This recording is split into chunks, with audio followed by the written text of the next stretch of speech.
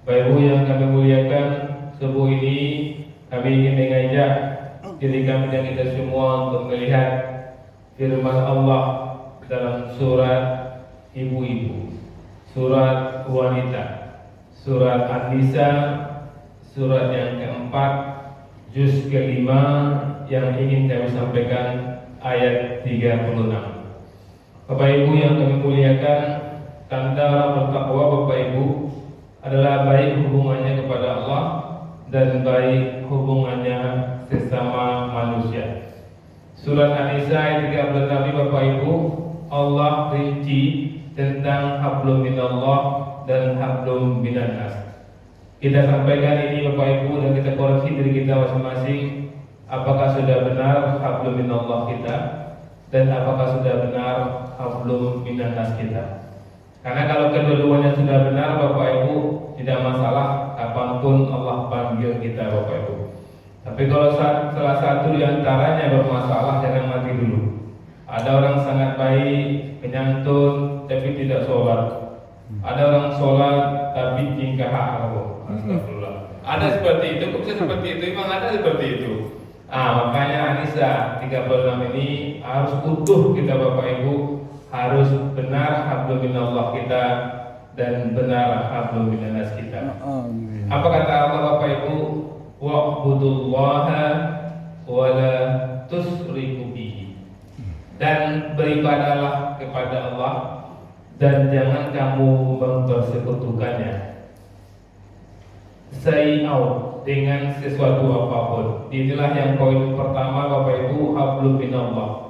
Kita pastikan apakah kita sudah benar-benar beribadah kepada Allah. Apa itu ibadah Bapak Ibu? Melaksanakan semua perintah Allah, meninggalkan semua larangan Allah. Itulah yang ibadah. Dan ibadahnya wala tusyriku bihi, tidak musyrik, tidak mempersekutukan Allah.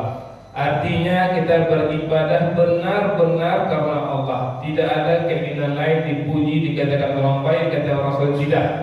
Tapi benar-benar karena Allah. Wa ma umiru illa liya'budullaha mukhlishina lahu-d-din. Dan tidaklah kita diperintahkan untuk beribadah kepada Allah benar-benar ikhlas karena Allah. Kemudian wala tusyriku bihi syai'an. Hati-hati kita Bapak Ibu, ada juga kita melaksanakan sholat, tapi di sisi lain ada juga kita minta bantu di luar Allah. Pergi ke dukun misalnya, mempercayai sesajen misalnya, ketika kita akan mendirikan bangunan, ketika kita akan buka usaha, kita undang anak yatim, kita undang ustaz untuk ceramah di situ, kemudian besoknya kita undang pula paranormal untuk memasang sesajen. Ini bukan orang yang benar, Abdullah. Kemudian wabil walidaini ihsan, dan dia berbuat baik kepada kedua orang tuanya. Bayangkan Bapak Ibu, ketika Allah menggambarkan tentang hablum minannas, hal pertama yang Allah suruh adalah wabil walidaini ihsan, berbuat baik kepada kedua orang tua. Berbuat baik kepada orang tua itu maksimal Bapak Ibu, berkata yang paling baik itu kepada orang tua, sabar yang paling baik itu kepada orang tua, dan rasakan apakah kita sudah seperti itu Bapak Ibu. Kemudian Allah mengatakan wabizil kurba, dan juga kepada karib kerabat. Karib kerabat itu adik kita, kakak kita, sepupu kita, itu adalah karib kerabat. Setelah kita berbuat baik kepada orang tua, berbuat baik kepada karib kerabat, jangan sampai dengan kawan kita begitu dekatnya, begitu sabarnya, tapi dengan adik dan kakak kita tidak baik, kita menjauh dan tidak ada sabarnya. Rasakan Bapak Ibu, apakah kita sudah benar-benar baik dengan kerabat kita. Wal yatama wal masakin, dan kepada anak yatim dan kepada orang miskin. Apakah kita sudah peduli dengan yatim Bapak Ibu? Apakah kita peduli dengan orang miskin? Kalau sudah bagus hablum minannas kita. Wal jari zil qurba wal jari junub, dan tetangga dekat kita berbuat baik, dan juga tetangga jauh Bapak Ibu. Tetangga dekat gimana nih gambarannya? Mungkin tetangga dekat saya RT, tetangga jauh mungkin saya RW itu sekelurahan Bapak Ibu. Kalau lalu ulama mengatakan ukuran tetangga itu 40 rumah di depan, 40 rumah di samping kiri kanan, dan 40 rumah di belakang. Kalau misalnya 40 rumah dari Masjid Iman ini, donglah Masjid Iman, rumah Neni, rumah NR, rumah Pulinda, rumah Pak Man, tadi kata itu, oh jauh mah, sampai rasulnya ke belakang sampai pulau. Aku jangan seluruh biar bayi Bapak Ibu. Mesti sabar wajibnya Bapak Ibu. Ada yang mau tua Pak. Itu penting mana kalau ingin membuktikan bahwa kita orang bertakwa, orang yang benar, hablum minan nasnya. Kemudian wal wasohibil bijanbi, dan teman sejawat, teman dekat kita, teman alumni kita, orang yang pernah dekat dengan kita harus lebih berbuat baik. Alangkah sedihnya dia Bapak Ibu, dia pernah kenal dengan kita, berbuat baik dengan kita, kemudian diizinkan Allah kita sukses, terpandang, dia masih seperti itu saja. Nanti punya menelepon awak kita terponyo nih Bapak Ibu. Itu tidak benar Bapak Ibu, karena di sini digambarkan betul wasohibil bil janbi, dan teman sejak. Penting sekali Allah mengatakan kepada ini, ayo aku nanti pada nyampe dulu, kini nyulah berubah. Itu tidak boleh Bapak Ibu. Wa bani sabil, ibnu sabil kepada orang-orang yang berjalan Bapak Ibu. Kalau ada orang datang ke masjid Allah yang lewat numpang lalu, Allah suruh Bapak Ibu, orang yang dalam perjalanan itu mungkin yang kayu di kampung, tapi Habib dalam perjalanan perlu bantuan kita, perlu kita dekat dengan dia. Jangan sampai kita memandang sebelah mata kepada orang-orang yang musafir. Karena Allah gambarkan wa bani sabil, orang yang dalam perjalanan. Kemudian wa ma malakat aymanukum, dan hamba-hamba sahaya yang kamu miliki. Ketika ayat ini turun Bapak Ibu, masih ada hamba sahaya, budak-budak. Ada orang mengatakan kok Islam membolehkan perbudakan, karena Islam datang Bapak Ibu budak sedang semaraknya. Kalau budak ini tidak bisa langsung dihentikan. Nabi datang tidak langsung menghentikan perbudakan, tapi banyak sekali akhlak-akhlak kepada budak ini Bapak Ibu.